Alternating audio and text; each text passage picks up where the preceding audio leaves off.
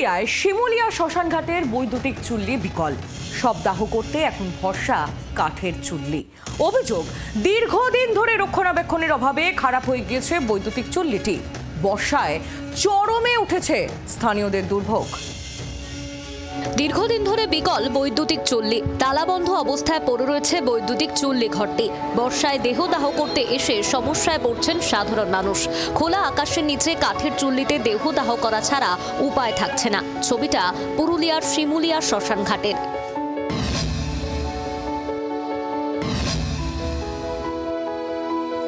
একসময় প্রতিদিন 4 থেকে 5টি মৃতদেহ দাহ করা হতো এই শ্মশানের বৈদ্যুতিক চুল্লিতে, আর এখন সেটি বিকল। দীর্ঘদিন এই চুল্লিটি মেরামতির কোনো উদ্যোগ নেওয়া হয়নি বলে অভিযোগ। ফলে দেহ সৎকার করতে এসে হয়রানির শিকার হচ্ছেন মৃতের পরিজনেরা। দীর্ঘদিন ধরে এই আমাদের যে একমাত্র পুরুলিয়া জেলার একমাত্র চুল্লি, সেই চুল্লিটি মাস খানেকের উপর থেকে বন্ধ আছে। যেখানে এই বর্ষাকালে নেই, শেড নাই, শেডটাও হাটিয়ে দিল। চুল্লি আজ দীর্ঘদিন ধরে অবস্থা পড়ে আছে। আজ হবে, কাল হবে, প্রতিদিন শুনে যাচ্ছি আমরা।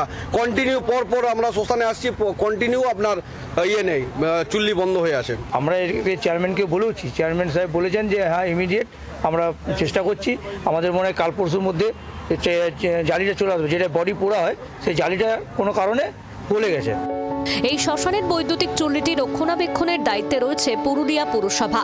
কেন চুল্লিটি মেরামতের উদ্যোগ নেওয়া হচ্ছে না পুরসভার তরফে?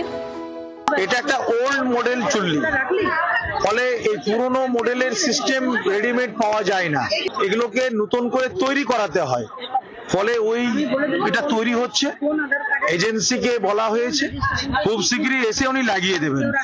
আমরা এই চুল্লিটাকে রেনোভেশনের জন্য প্রস্তাব দিচ্ছি যে রিসেন্ট যে মডেল যে চুল্লি আছে সেই মডেলের চুল্লিটা করা হোক।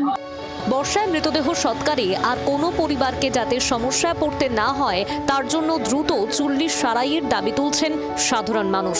পুরুলিয়া থেকে মনোরঞ্জন মিশ্র রিপোর্ট, জি 24 ঘন্টা।